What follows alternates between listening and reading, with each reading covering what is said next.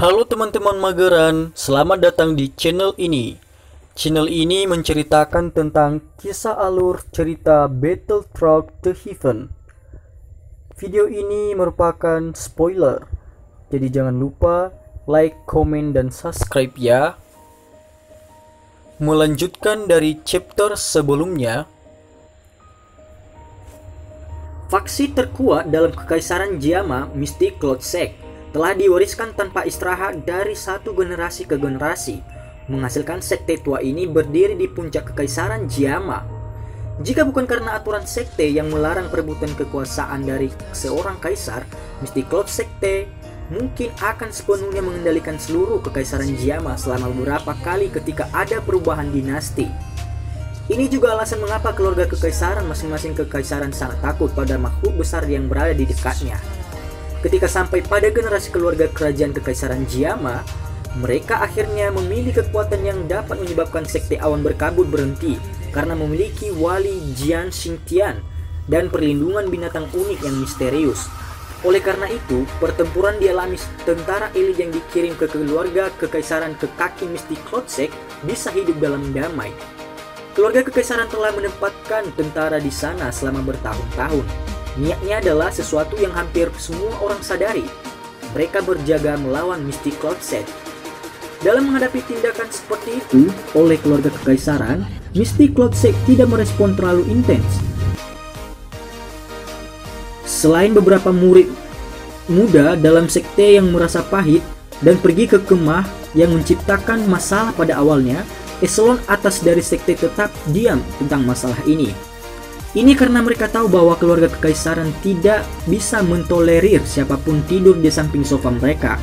The Mystic Cloud Sekte sudah begitu terbiasa menerima kecurigaan terhadap kekaisaran. Selama Mystic Cloud Sekte tidak runtuh, kekuatan militer di kaki gunung tidak akan pernah berani membuat langkah yang mungkin. Tidak ada satupun dari dinasti kekaisaran Jiama yang benar-benar berani menyerang Mystic Cloud Sect. Ini karena mereka jelas mengerti bahwa itu adalah sarang lebah besar. Tusukan itu akan menyebabkan langit terbalik.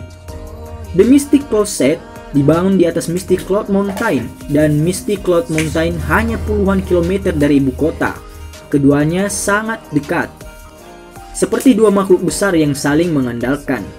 Meskipun Xiaoyan sudah menunggu 3 tahun untuk hari ini untuk datang, dia tidak menggunakan Purple Cloud Wings untuk bergegas. Sebagai gantinya, dia berjalan dengan kecepatan stabil saat dia menuju ke puncak gunung putih salju yang menembus awan yang terletak di tepi pandangannya. Dia mengenakan jubah hitam dan membawa penguasa besar seperti orang pertapa. Pria muda berjubah hitam berjalan perlahan di jalan utama yang tidak terhalang. Penguasa hitam besar di punggungnya sangat menarik perhatian. Dari dalam kereta, kuda sesekali yang datang dan pergi di jalan akan ada tatapan terkejut yang dilemparkan kepadanya. Xiaoyan tampaknya tidak melihat tatapan ini. Langkah kakinya tidak lembut atau berat. Meskipun berat penguasa Xuan berat sudah cukup untuk mengejutkan siapapun yang melakukan kontak dengannya.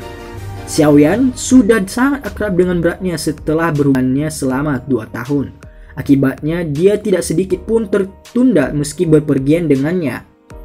Hanya langkah kaki dangkal yang tersisa di mana kakinya mendarat tidak meninggalkan tanda-tanda pemandangan canggung saat itu ketika lubang yang dalam ditinggalkan di mana kakinya melangkah. Meninggalkan jejak di setiap langkah, Xiaoyan bergerak dengan kecepatan tetap. Meskipun sosoknya tampak kurus, itu memancarkan ketenangan dan sikap santai yang menyebabkan orang melemparkannya ke samping. Berjalan dengan hati yang tenang dengan cara ini bukanlah usaha yang sia-sia dari pihak Xiaoyan. Ketika dia baru saja meninggalkan gerbang kota, benang qi-nya masih berulang kali meluap dari dalam tubuhnya karena dia baru saja menerobos ke kelas Dadoshi, menyebabkan perjalanan kaki di sekitarnya tanpa sadar menjauh dari Xiaoyan. Qi yang menekan bukanlah sesuatu yang Douze ini atau yang bahkan Douze tidak bisa tahan. Sejak Xiaoyan mulai berjalan hingga saat ini, qi-nya yang meluap keluar dari tubuhnya sudah mulai menyusup ke bagian dalam tubuhnya. Ketika seseorang melihatnya lagi, dia tidak tampak berbeda dari orang biasa, selain penguasa besar di belakangnya. Ketika Xiaoyan telah menembus pengekangan cakrawala dan perlahan-lahan naik tinggi ke langit, Xiaoyan akhirnya berhenti berjalan. Dia berdiri di lereng dan memandangi kaki besar gunung yang berada di ujung penglihatannya. Tenda tentara besar mulai muncul di dataran rumput. Melalui tenda berwarna putih, Xiaoyan samar-samar bisa melihat beberapa tentara di bor. Memang seperti ini yang dikatakan orang lain, keluarga kerajaan Kekaisaran Jiama telah menempatkan pasukan elit di kaki gunung awan berkabut. Xiaoyan menarik pandangannya, menggelengkan kepalanya, dan berjalan menuruni lereng. Dia mengikuti jalan utama dan perlahan-lahan mendekati kaki gunung.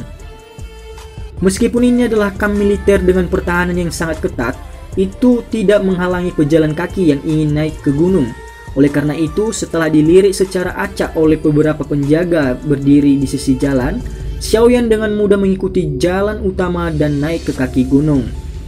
Saat warna hijau segar mulai muncul di kedua sisi Xiaoyan, suara pasukan yang melakukan latihan secara bertahap menghilang dari sisi telinganya. Dia mengangkat kepalanya sedikit dan tangga batu hijau yang mencapai batas penglihatannya muncul di depannya. Sekilas, tampak seperti tangga yang menuju ke langit. Berdiri di bagian bawah, Xiaoyan mengangkat kepala dan memandangi tangga batu tua yang telah ada selama beberapa tahun yang tidak diketahui. Matanya perlahan tertutup. Tampaknya ada dering samar dan lembut pedang yang jelas-jelas ditransmisikan dari tepi tangga batu saat diam-diam bergema di hutan. Itu seperti jam berdentang, memabukkan pikiran orang. Keheningan bertahan beberapa saat sebelum Xiaoyan perlahan membuka matanya. Dia dengan lembut menepuk pedang Xion beratnya yang berbaring di punggungnya. Langkah kakinya yang lembut akhirnya mendarat dengan kuat di tangga batu kuno yang tampak agak lembab. Pada saat ini, ia telah secara resmi tiba untuk perjanjian 3 tahun. Saat langkah kakinya mendarat, Xiaoyan bisa merasakan bahwa rohnya tampak melepaskan ki yang telah ia tekan selama 3 tahun. 3 tahun lalu, seorang pria muda meninggalkan rumahnya sambil membawa kebencian, penghinaan, dan kemarahan tampak sembrono dan kekanak-kanakan. Dia memasuki pegunungan dan berkelana ke padang pasir. Di bawah pedang, darah, dan nyala api, dia seperti pupa dengan cepat mengubah dirinya sendiri. 3 tahun telah menghancurkan kelembutannya dan menyaksikan pertumbuhannya. Semua upaya ini adalah karena perjanjian 3 tahun hari ini. Emosi yang tidak diketahui memenuhi kedadanya saat langkah Xiaoyan mempertahankan kecepatan seragam. Tatapannya menatap langsung ke ujung tangga batu saat ia melewati satu langkah pada suatu waktu. Tampaknya setelah melewati merintangan ruang, tatapannya tertembak ke tubuh wanita muda yang duduk bersila di puncak gunung. Kenalan Yanran.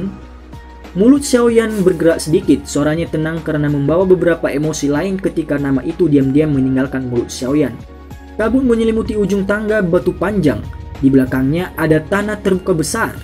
Seluruh tempat itu sepenuhnya dibangun menggunakan batu besar berwarna seragam, tampak kuno dan megah. Sebuah monumen batu menjulang besar berdiri di tengah-tengah tanah terbuka. Di monumen batu ada catatan nama-nama pemimpin sekte masa lalu dan mereka yang telah melayani dengan baik untuk sekte tersebut. Ketika seseorang mengamati sekeliling tanah terbuka, seseorang dapat melihat hampir 1000 orang duduk di atas tanah terbuka ini. Orang-orang ini duduk dalam setengah lingkaran, tanpa kecuali mereka semua mengenakan jubah berwarna putih bulan. Awan dengan pedang panjang yang menembus lengan baju mereka berkibar-kibar ditiup angin. Mirip seperti sesuatu yang hidup, samar-samar memancarkan sedikit arti lemah dari pedang. Di tempat tertinggi dari tanah terbuka, ada beberapa kursi batu menjulang di samping tangga yang menyimpang dari yang lain. Ketika tangga berangsur-angsur naik, mereka yang duduk umumnya lebih tua. Platform batu tertinggi saat ini kosong tanpa satu orang pun di atasnya. Di bawah ada lebih dari 10 pria tua berjubah putih yang duduk bersila saat mereka menutup mata dan beristirahat. Di permukaan orang bahkan tidak bisa melihat keunikan sedikit pun dari orang-orang tua ini. Tetapi jubah di tubuh mereka yang seperti baja yang bahkan tidak membuat gerakan sekecil apapun, angin bertiup, cukup untuk membuat orang tahu bahwa orang-orang tua ini bukan individu yang sederhana. Di bawah lelaki tua berjubah putih ini ada kursi batu independen. Seorang wanita mengenakan jubah bulan memejamkan mata. Saat angin bertiup kencang, pakaiannya menempel pada sosoknya yang cantik, memperlihatkan kurva dan sosok yang sempurna di bawahnya. Saat fokus seseorang beralih ke wajah cantik yang tenang dan acuh tak acuh, dia secara mengejutkan adalah Nalan Yanran. Meskipun hanya ada sekitar 1000 orang yang hadir di atas tanah terbuka, tempat itu sepenuhnya sunyi. Selain dari siulan angin, tidak ada sedikit pun suara aneh yang dipancarkan. Kadang-kadang angin kencang sepoi-poi akan bertiup melewati tanah terbuka. Segera mata semua orang melihat jubah putih melayang seperti awan di langit turun. Pemandangan seperti itu benar-benar mengejutkan ketika seseorang meliriknya. Sesekali suara angin kencang tiba-tiba muncul di udara. Segera sesosok manusia akan muncul di ujung pohon yang menjulang tinggi. Ketika orang melirik, orang akan menyadari bahwa sebenarnya ada cukup banyak sosok manusia yang berdiri di atas beberapa pohon besar di sekitar tanah terbuka. Hai Bodong tidak hanya hadir, tetapi juga Fama dan Jia Xingtian. Bahkan Nalanji bersama dengan kepala beberapa klan dan generasi termuda, mereka seperti Mujan yang memiliki beberapa konflik dengan Xiaoyan di masa lalu juga hadir. Tampaknya memang ada cukup banyak orang yang diundang oleh Misty Cloud Sect kali ini. Sosok manusia yang telah datang tidak sembarangan membuat suara dan merusak suasana tenang dari tanah terbuka. Meskipun beberapa murid Misty Cloud Sect yang kuat merasakan tamu-tamu yang telah tiba, mereka bahkan tidak memiliki reaksi sedikit pun. Mereka hanya diam-diam duduk bersila di tanah. Tampaknya mereka sudah menerima beberapa pesanan. Berdiri di atas pohon, tatapan Hai Bodong perlahan menyapu lapangan yang tenang. Wajahnya agak suram. Melihat melalui mata orang kuat seperti dia, secara alami orang dapat menemukan beberapa detail yang sulit ditemukan orang lain. Dari indranya, napas hampir 1000 murid Misty Cloud Sect sebenarnya yang benar-benar mengikuti ritme yang sama. Nafas masing-masing dari mereka memimpin yang lain. Jika seseorang bergerak kemana saja, ia akan menerima serangan terus-menerus yang cepat dan keras seperti badai.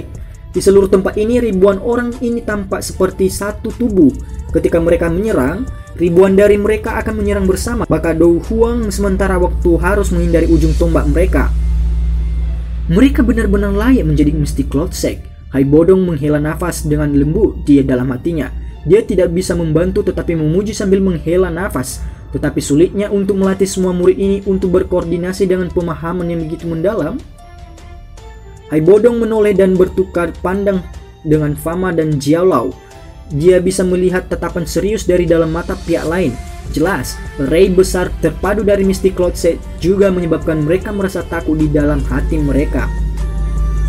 Alun-alun yang luas itu benar-benar sepi. Waktu perlahan dan diam-diam berlalu. Matahari besar di langit perlahan-lahan naik sampai puncaknya. Sinar matahari yang hangat dituangkan menyebar ke seluruh puncak. Pada satu contoh, langkah kaki lembut tiba-tiba dan pelan terdengar dari bawah tangga batu berwarna hijau di luar alun-alun. Suara lembut itu perlahan-lahan ditransmisikan menyebabkan sedikit perubahan pada napas yang sepenuhnya terintegrasi. Di tanah terbuka, semua murid dari Misty Cloud Sect membuka mata mereka. Pandangan mereka tertuju pada tangga batu hijau. Langkah kaki yang tidak ringan atau berat dipancarkan dari tempat itu. Di platform batu, Nalan Yanran juga secara bertahap membuka pupil matanya yang cerah. Tatapannya berhenti di tempat itu untuk beberapa alasan yang tidak diketahui. Hatinya yang sudah acuh tak acuh tiba-tiba mulai melompat beberapa kali dengan cara yang tidak teratur. Suara langkah kaki semakin dekat dan jernih.